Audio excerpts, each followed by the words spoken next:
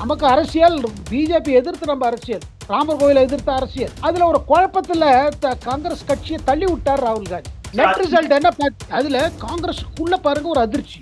என்ன இவ்வளவு பெரிய தப்பு செஞ்சுட்டோம் நம்ம. இதோட விளைவு நம்ம பாக்குறோம். குஜராத்ல பாருங்க, எம்எல்ஏ ஒருத்தர் ரிசைன் பண்ணிட்டாரு. அவர் சொல்றது இந்த அரசியல் நம்மளால முடியாது. ஏன்னா உள்ளுக்குள்ள அவங்களுக்கு எல்லாம் ஒரு கோபம். அதை தவிர்த்து திக்விஜய் சிங் மாதிரி தலைவர்கள் என்ன சொல்றாங்க, அந்த ராமரோட விக்கிரகம் ராமர் மாதிரி இல்ல. மார்ச் மாசம் 10ஆம் தேதி வாக்குல எலெக்ஷன் கமிஷன் லோக்சபா தேர்தல் அனௌன்ஸ் பண்ண பிறகு உங்களுக்கு அரசியல் கேம்பெயின் ஆரம்பிக்கும். அப்போ பிரதமர் வாயை திறப்பாரு. அப்ப என்ன சொல்வாரு காங்கிரஸ் கட்சி பத்தி? மமதாக்கு என்னன்னா, அவங்களுக்கு 2 பயம். ஒன்று, ராமர் கோயில் நம்ம ரொம்ப பிடிச்சி போறேங்கிறேன்னு சொன்னாங்கன்னா அப்ப என்ன பண்ணுவாங்க, இஸ்லாமியர் ஓட்டு நம்மளை விட்டு போயிடுமோன்னு ஒரு பயம். ஏன்னா 30% அவங்களுக்கு இஸ்லாமியர் ஓட்டு இருக்குன்னு இருக்கும். இன்னொரு பயம் என்ன கேட்டீங்கன்னா, அண்ட் உதயநிதி ஒரு பெரிய தப்பு பண்றாரு. தமிழ்நாடுல ராமருக்கு இம்பாக்ட் இல்லைன்னு நினைச்சிட்டு இருக்காரு. அது பெரிய தவறா இருக்கும்.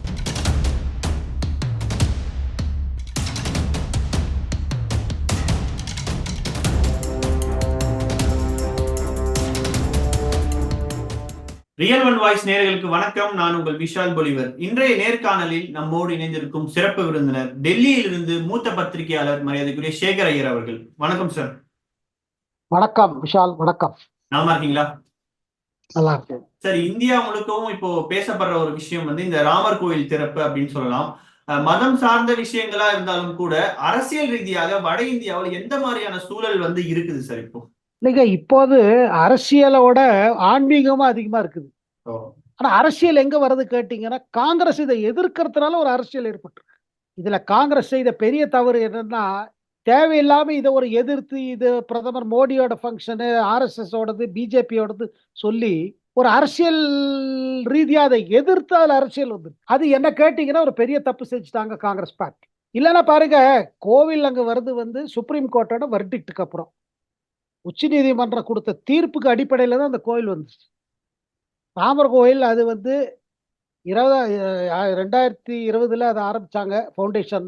அதுக்கு இதெல்லாம் நடந்தது. இப்போ திறப்பு விழா இருக்குது. இப்போ இந்த திறப்பு விழாவில் பார்த்தீங்கன்னா, இது எல்லாருக்கும் அழைப்பிதழ் போயிருக்கு. போவோம், போக மாட்டோம், கட்டாயம் போவாங்க, அப்படி இப்படி எல்லாம் நியூஸை கொடுத்துட்டு கடைசியில் இல்லை நாங்கள் போக மாட்டோம், இது பிஜேபியோட ஃபங்க்ஷன், ஆர்எஸ்எஸ் ஃபங்க்ஷன் சொன்னதுலேன்னு பார்த்தீங்கன்னா ஒரு ரியாக்ஷன் வந்திருக்கு. ஆனா இப்போதைக்கு மக்கள் அதை பத்தி பாதர்டு இல்ல. காங்கிரஸ் போலேன்னு யாரும் பாதர்டு இல்ல. இப்போதைக்கு என்னன்னா, மக்கள் மத்தியில ஒரு வட இந்தியாவில என்ன கேட்டேன்னா, அகில இந்தியாவிலே பாத்தீங்கன்னா ஒரு எக்ஸைட்மெண்ட். ஏன்னா 500 ஆண்டு காலமா ஒரு பிரச்சனை இது. மக்கள் எதுவும் இந்து மக்கள் பெரும்பாலும் பாத்தீங்கன்னா, இல்ல இந்த இடத்துலதான் கோவில் இருந்துச்சு, அந்த கோவிலை இடிச்சுதான் கட்டப்பட்டது, அது பாபருக்கா வேலை செஞ்சிருந்த ஒரு ஆர்மி, ஒரு சேனாபதி தான் அதை கட்டினாரு, அவர் பேர்ல தான் அது வைக்கப்பட்டது, அதனால்தான் பாபரின்னு பேர். இதெல்லாம் அதுக்கு ஒரு தனி வரலாறு இருக்குது. அதுக்கு நம்ம போக வேண்டாம். ஆனா முடிச்ச விஷயம் அது. என்ன கேட்டீங்கன்னா, தீர்ப்பு வந்த பிறகு சரி, இஸ்லாமியர்கள் ஒரு தனி மசூதி கட்டிப்பாங்க, இந்துக்கள் இந்த இடத்துல கோயிலை கட்டிட்டா இதோட மேட்டர் ஓவர்னு சொல்லி தான் சுப்ரீம் கோர்ட் வெர்டிக்ட் கொடுத்தாங்க. பட் அதை காங்கிரஸ் என்னன்னு தெரியல. என்ன, அதாவது என்னன்னு புரியுது நமக்கு. அவங்க என்ன நினைச்சாங்க, சரி நமக்கு கோவிலுக்கு போனதுனால இந்த ராமர் கோவிலுக்காக சந்தோஷப்படுறவங்க நமக்கு ஓட்டு போட மாட்டாங்க, ஆனா நம்ம போய் கலந்துட்டா நமக்கு இஸ்லாமியர் ஓட்டு வேற எங்கேயா போயிடுமோ அப்படி. ஏன்னா இப்பதான் வரப்பக்கம் நம்ம பக்கம் வர ஆரம்பிச்சிருக்கு இஸ்லாமியர் ஓட்டு. கர்நாடகாவில் வந்தது, தெலங்கானாலே நமக்கு கிடைச்சது. இப்படியே நம்ம ஆல் இண்டியா லெவல்ல நமக்கு வட மாநிலங்கள்ல கிடைக்க ஆரம்பிச்சிருச்சுன்னா நம்ம பிஜேபிக்கு, ஏன்னா இது ஒரு 15%, 12% எவ்வளவு இருக்கும், வெவ்வேறு மாநிலத்தில் வேற சதவீதம் இருக்குது.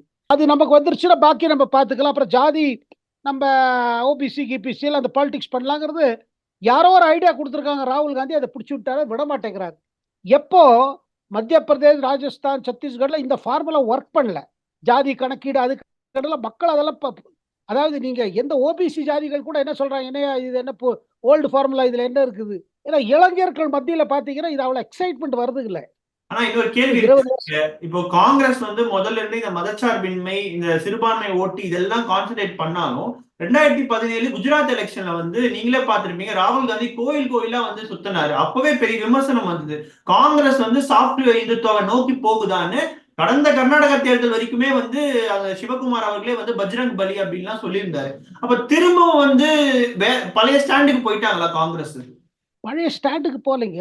காங்கிரஸ் கட்சிக்குள்ள என்ன சொல்றாங்கன்னா, காங்கிரஸ் தலைவர்கள் என்ன சொல்ற, கோயில் போயிருக்கணும் தான் சொல்றாங்க. இவர் ராகுல் காந்தி தான் அதை இல்ல நம்ம எதுக்கு போனோம் அப்படின்னு அவர் டக்குன்னு இது பண்ணிட்டார். சோனியா காந்தி, மல்லிகார்ஜுன் கர்கே, மற்றவங்க எல்லாம் கூட யோசிச்சாங்க, சரி போனாலே பெட்டர், சரி ஒரு நாளைக்கு தானே கலந்துட்டு வந்துருவோம், இதுல என்ன இருக்குது, அதுக்கப்புறம் நம்ம பிஜேபி நம்ம பிரதமரை அட்டாக் பண்ணலாம், நீங்க ராமர் கோவில் யூஸ் படுத்துறீங்க. அந்த பொறுமை இல்ல. ராகுல் காந்திக்கு யார் என்ன அட்வைஸ் கொடுத்தே போக மாட்டேன். அது தவிர்த்து என்ன பண்ணாரு, நாகாலாந்துல அவருக்கு இப்ப அவரோட இது நம்ம பாத யாத்திரை ஆரம்பிச்சிட்டாரு. அந்த பாத யாத்திரையில இதுவரை சொல்லிட்டாரு, நான் உத்தரப்பிரதேஷ் போவோம் எங்க யாத்திரை, ஆனா நான் அயோத்தியா போக மாட்டேன், எங்க மேப்ல இல்ல. அப்படி இப்படி பேசுறதுல என்ன ஆச்சுன்னா காங்கிரஸ்க்குள்ள ஒரு பிளவு ஏற்பட்டு, அந்த பிளவோட நீங்க என்ன பாக்குறீங்கன்னா, குஜராத் எம்எல்ஏ ஒருத்தர், சீனியர் ஒருத்தர், அவர் ரிசைன் பண்ணிட்டாரு, கட்சியை விட்டுட்டார். சொன்னார் ராமர் கோயிலை எதிர்த்து என்னால நம்மளால அந்த அரசியல் பண்ண முடியாது. அதே மாதிரி உத்தரப்பிரதேஷ் காங்கிரஸ் தலைவர்கள்லாம் சரிங்க அவங்க என்ன வேணா சொல்லிக்கிட்டுங்க, நம்ம போகலன்னா எப்படி நம்ம ஓட்டர்ஸ் எப்படி ஃபேஸ் பண்றது, நம்மளோட பிரச்சனை பிஜேபி, ராமர் கோவில் இல்ல, நமக்கு அரசியல் பிஜேபி எதிர்த்து நம்ம அரசியல், ராமர் கோயிலை எதிர்த்து அரசியல். அதுல ஒரு குழப்பத்துல காங்கிரஸ் கட்சியை தள்ளி விட்டார் ராகுல் காந்தி. நெட் ரிசல்ட் என்ன, அதுல காங்கிரஸுக்குள்ள பாருங்க ஒரு அதிர்ச்சி, என்ன இவ்வளவு பெரிய தப்பு செஞ்சுட்டோம் நம்ம. ஏன்னா பாருங்க, இப்போதைக்கு பிரதமர் அரசியல் பேசல ராமர் கோயிலை பத்தி, அவர் ஆன்மீக இதுல தான் இருக்காரு. ராமரை நினைச்சுக்கோங்க, ராமர் மேல பக்தி செலுத்துங்க, ராமநாமம் ஜபம் செய்யுங்க, ராமரையே நினைச்சிட்டு இருங்க, இது ஒரு பெரிய விழா, இது பெரிய திருவிழா, இது ஒரு மீண்டும் தீபாவளி. ஏன்னா அயோத்தியா தீபாவளிங்கிறது வட இந்தியாவில் ராமர் திரும்பி வராரு இலங்கையிலேருந்து வந்த பிறகுதான் அதை தீபாவளியா கொண்டாடுறாங்க. நம்ம ஊர்ல எல்லாம் பாத்தீங்கன்னா அது நரகாசுரனோட கனெக்டட் இது இருக்குது, பேக்ரவுண்டு, நரக சதுர்த்தியை கொண்டாடுவாங்க, அவங்க அதை வேற விதமா கொண்டாடுறாங்க. அப்படி இருக்கும் பொழுது இந்த பிரதமர் இன்னொரு காரியம் பண்றாரு. என்ன பண்ணாரு, இந்த ராமர் எதுவும் நார்த் இந்தியால தான் இருக்குது, சவுத்துல இல்லைங்கிற ஒரு அரசியலா ஒரு இது இருக்கு பாருங்க, ஒரு ப்ராபகண்டா, அதை உடைக்கிறதுக்காக என்ன பண்ணாரு, நாடு முழுவதும் எங்கெல்லாம் ராமரோட தொடர்புள்ள ஸ்தலங்கள் இருக்கிறதோ, தீர்த்த ஸ்தலங்கள் இருக்கிறதோ அங்கெல்லாம் போயிட்டார். அதனால்தான் நீங்க என்ன பாக்குறீங்க, நீங்க ராமேஸ்வரம் போனாரு, ஸ்ரீரங்கம் போயிட்டு வந்துட்டு ராமேஸ்வரம் போனாரு, ராமேஸ்வர கடல்ல நீராடினாரு, அப்புறம் 22 இது இருக்கு பாருங்க தீர்த்தங்கள், அதுல எல்லாத்தையும் நீராடி கோயிலுக்குள்ள போய் தரிசனம் பண்ணாரு. அதை தவிர்த்து இப்போ ராமேஸ்வரத்துல பல பல மாநிலங்களிலேருந்து ராமருக்கு இருக்கிற பஜனையில கலந்துட்டார்.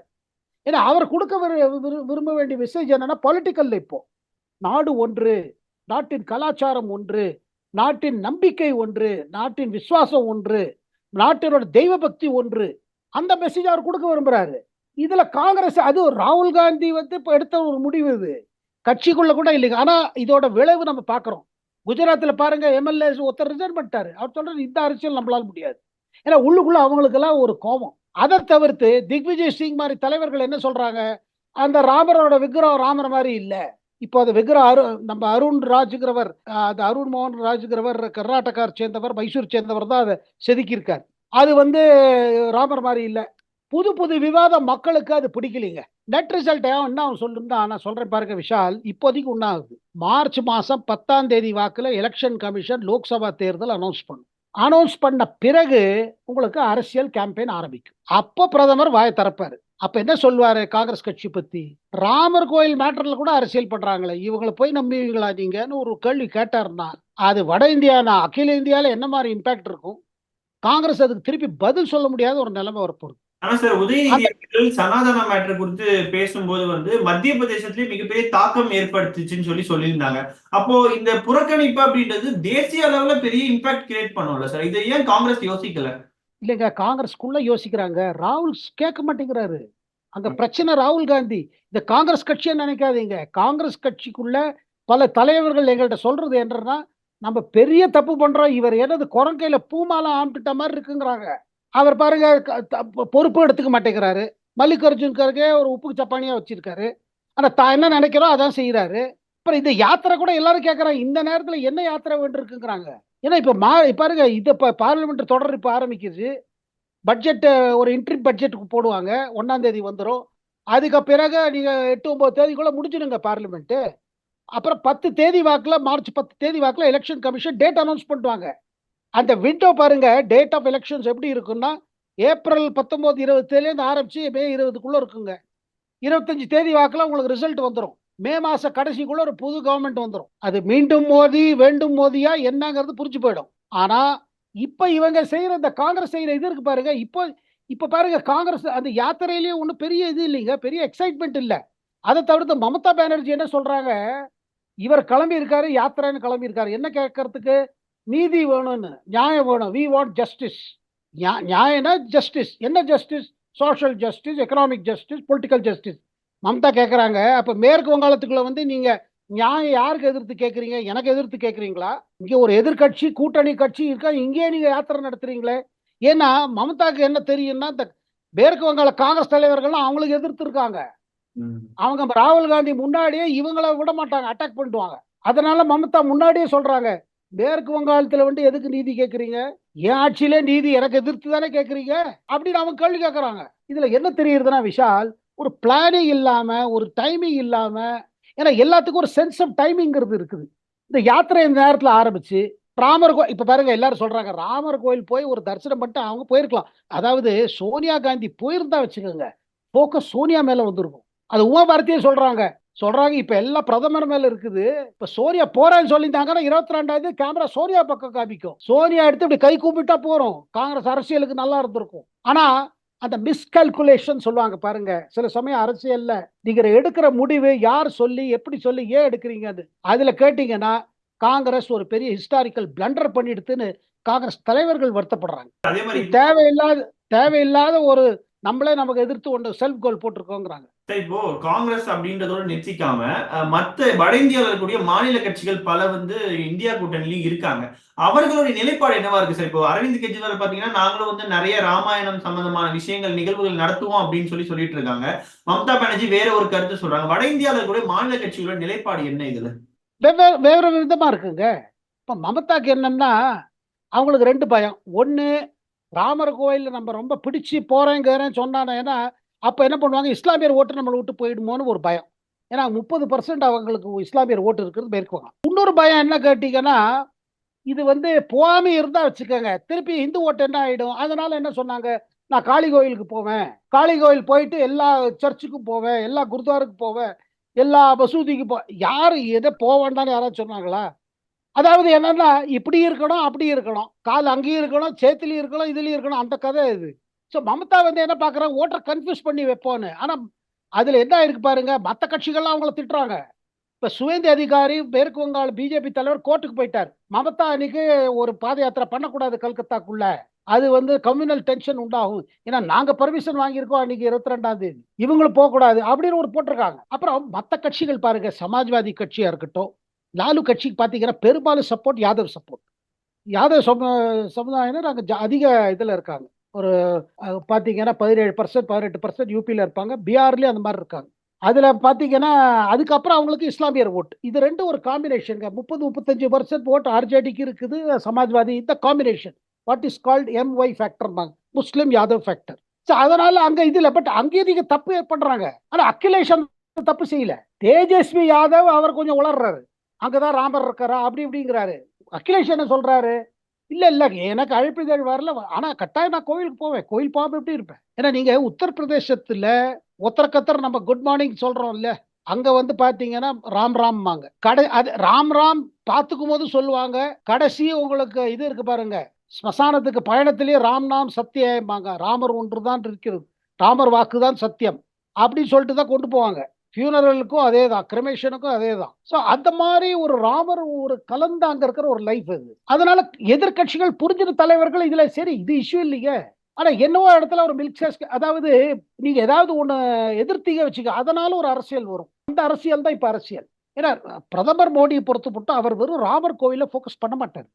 ஏன்னா 10 ஆண்டு காலம் அவருக்கு நிறைய அச்சீவ்மெண்ட்ஸ் எடுத்து சொல்லுவாரு, அதுதான் பண்ணிட்டு இருக்காரு. இது இப்ப ராமர் கோவில் விஷயம் ஏன் வந்திருக்குன்னா 22ஆம் தேதி வருது. அதுக்கு முன்னாடி எல்லாம் நேத்தி கூட பாருங்களேன், மகாராஷ்டிரால தண்ணீர் விட்டார்ல, இந்த PM ஹவுஸ் யோஜனா, அதாவது PM ஆவாஸ் யோஜனான்னு வீடு குடியிருப்பு கட்டித்தரது மேட்டர்ல அவர் என்ன சொன்னாரு, எப்படி நாங்க இவ்வளவு வீடு கட்டி கொடுத்துருக்கோம், நான் சிறு வயதுல இந்த மாதிரி ஒரு வீட்டுல இல்லை, அவ்வளவு எழுமையில இருந்தேன், நாங்க எங்க குடும்பம் அந்த மாதிரி வீட்டுல இருக்கல, ஆனா இன்னைக்கு ஏழைகளுக்கு தர முடியாது, எவ்வளவு பெரிய காரியம் நாங்க செய்ய முடியாது, சொல்றத செய்யறோம், செய்யறத சொல்றோம். அது அவரோட எலெக்ஷன் பிளான்க்கு அதுதான். ஆனா ராமர் கோயிலை எப்படி ப்ரொஜெக்ட் பண்ணுவாங்க, உறுதிகள் என்ன உறுதியோ அதை சொல்லிறது செஞ்சிட்டோம். அது ராமர் கோயில், ஒரு கோயில் அங்க வரும் சொன்னோம், அது வந்துருச்சு எங்க காலகட்டத்தில். 370 ஆர்டிகல் 370 அகற்றுவோம் என்று சொன்னோம், பண்ணிட்டோம். அதெல்லாம் பாருங்க அச்சீவ்மெண்ட் சொல்றதுக்கு. இதுதான் அவங்க பிஜேபியோட ஸ்ட்ராட்டஜி. இப்ப அதே மாதிரி இப்ப திமுகவை நம்ம எடுத்துக்கிட்டோம் அப்படின்னு பாத்தீங்கன்னா உதயநிதி சொல்லியிருக்காரு, ராமர் கோயில் கட்டுறதை வந்து நாங்க எதிர்க்கல, ஆனா வந்து ஒரு மசூதியை இடிச்சிட்டு கோவில் கட்டுறதை நாங்க வந்து எதிர்க்கிறோம் அப்படின்னு சொல்லியிருந்தாங்க. ஏற்கனவே சனாதனம்ன்ற ஒரு விஷயம் சொன்னதுனாலதான் இந்தியா கூட்டணிக்குள்ள ஒரு பெரிய குழப்பம் ஏற்படும் போது மீண்டும் குழப்பத்தை ஏற்படுத்த விரும்புகிறாரா உதயநிதி? இல்லைங்க, அவர் குழப்பத்துல இருக்காரு. அவர் குழப்பத்தை ஏற்படுத்தல, அவர் குழப்பத்துல இருக்காரு. கூடவே அவர் டிசப்பாயிண்டடா இருக்காரு. ஏன்னா அவர் டெபுட்டி சிஎம் ஆப்புறாருன்னு எல்லா நியூஸ் எல்லாம் வந்துச்சு. அந்த நியூஸும் ஆஃபிஷியலா தான் வந்து, அதாவது ஒரு ஆஃபிஷியல் மேல் சோர்ஸ்ல இருந்து தான் வந்துச்சு.